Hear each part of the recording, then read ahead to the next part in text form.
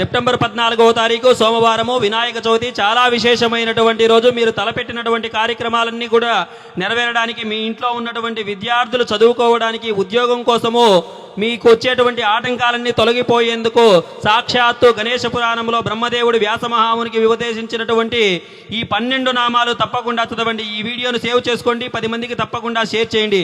గణేశ పురాణంలో సాక్షాత్తు బ్రహ్మదేవుడు వ్యాసమహామునికి చెప్పినటువంటి ఈ 12 నామాలు ఎవరైతే ప్రతిరోజు చదువుతూ ఉంటారో వారికి తప్పకుండా గణేశుని అనుగ్రహంతో వారు అనుకున్నటువంటి ప్రతి పని కూడా నెరవేరుతూ ఉంటుంది.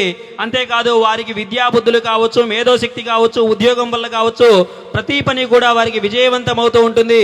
ఇప్పుడు ఆ గణేశుని 12 నామాలు చెప్తాను, శ్రద్ధగా వినండి. ఓం సుముఖాయ నమః, ఓం ఏకదంతాయ నమః, ఓం కపిలాయ నమః, ఓం గజకర్ణాయ నమః, ఓం లంబోదరాయ నమః, ఓం వికటాయ నమః, ఓం విఘ్ననాశాయ నమః, ఓం గణాధిపాయ నమః,